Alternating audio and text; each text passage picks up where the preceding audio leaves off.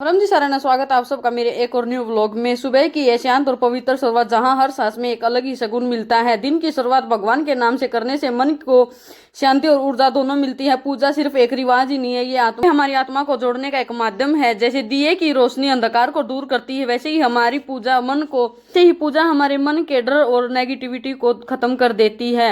ये सब मिलकर एक सकारात्मक वातावरण बनाते हैं। जब हम भगवान के सामने सिर झुकाते हैं तो सिर्फ प्रार्थना ही नहीं बल्कि अपने दिल की बात भी रख देते हैं। ये कुछ पल खुद के लिए होते हैं जहाँ हम भागदौड़ से दूर और शांति का अनुभव करते हैं।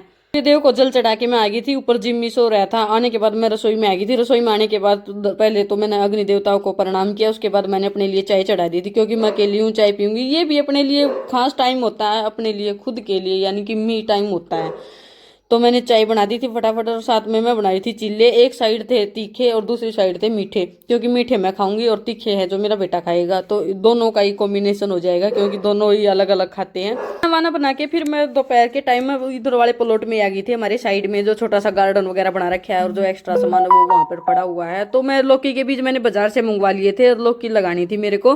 और पालक मैंने तोड़ ही ली थी पहले क्योंकि मैं पानी दूंगी इसमें। पालक तोड़ के फिर मैं लग गई थी लौकी के बीज है जो वो लगाने लग गई थी। सबसे अच्छी बात क्या है, घर की उगाई हुई सब्जी बिल्कुल ही फ्रेश, बिना किसी केमिकल के। छोटी सी देखभाल और थोड़ी सी धूप और रोज थोड़ा सा पानी, बस इतना ही चाहिए। इसी मैं लौकी के बीज लगा रही थी ना, फिर मैं देख रही थी कहाँ कहाँ लगाने थे। फिर मैंने एकदम से दिखा कि एक बेल उगी हुई है और पता नहीं मेरे को यह किस चीज की है, लौकी की है या फिर तोरी की है, जो भी होगा देखते हैं। पर वैसे मैंने तो पहले भी लौकी लगाई थी पर वो हुई नहीं थी। जो गिलहरी होती है वो बीज है वो उठा के ले जाती है, पता नहीं क्या करते हैं, वो खाती है क्या करती है।